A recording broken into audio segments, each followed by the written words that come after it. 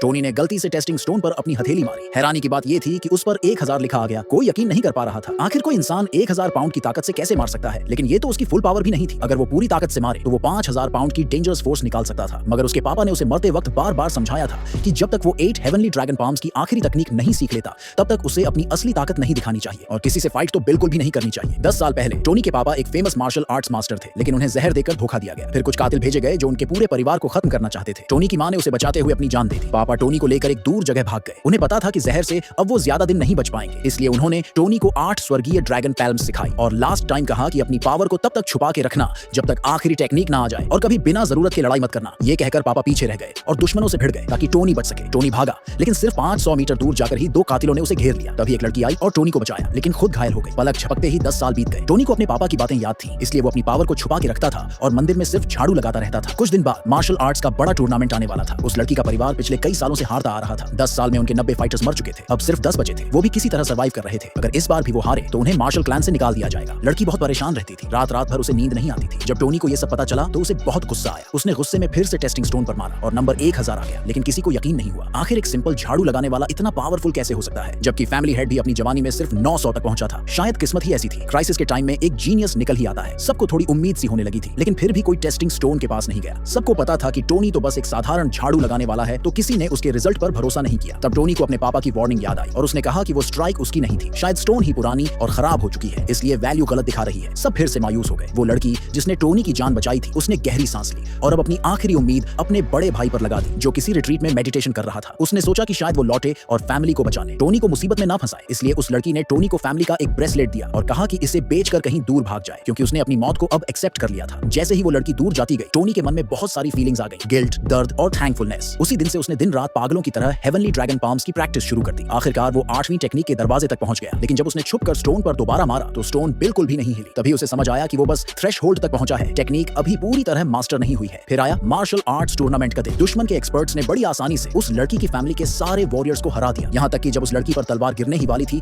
तो उन्होंने उसे लात भी मारी। उसी लास्ट मोमेंट पर उसका बड़ा भाई जो मेडिटेशन में था फाइनली वहां आया। सबके चेहरे पर उम्मीद दिखी, लेकिन जैसे ही वो रिंग पर चढ़ा वो दुश्मन के सामने घुटनों पर बैठ गए और फैमिली की बुक्स और मेंबर लिस्ट दुश्मन को सौंप दी। तभी उस लड़की को रियलाइज हुआ कि जिस इंसान पर उसने सबसे ज्यादा भरोसा किया वो तो धोखेबाज निकला। उसने सबके गुस्से और गालियों की परवाह किए बिना ठंडी आवाज में कहा कि अब ये फैमिली खत्म होनी चाहिए और सबको दुश्मन के सामने घुटनों पर गिरकर जान की भीख मांगनी चाहिए। लेकिन फैमिली के लोगों ने मरना तो मंजूर किया पर घुटने टेकना नहीं। तब उस बड़े भाई ने खुद उन्हें मारना शुरू कर दिया ताकि बाकी को बचा सके। वो लड़की रोती हुई उसके सामने गिर पड़ी और रहम की भीख मांगने लगी, लेकिन उस गद्दार ने उसे बेइज्जत करने के लिए कहा कि सबके सामने अपने कपड़े उतार दे। उसी पल टोनी का सब्र टूट गया। उसने एक जबरदस्त किक मारी और उस धोखेबाज को हवा में उड़ा दिया।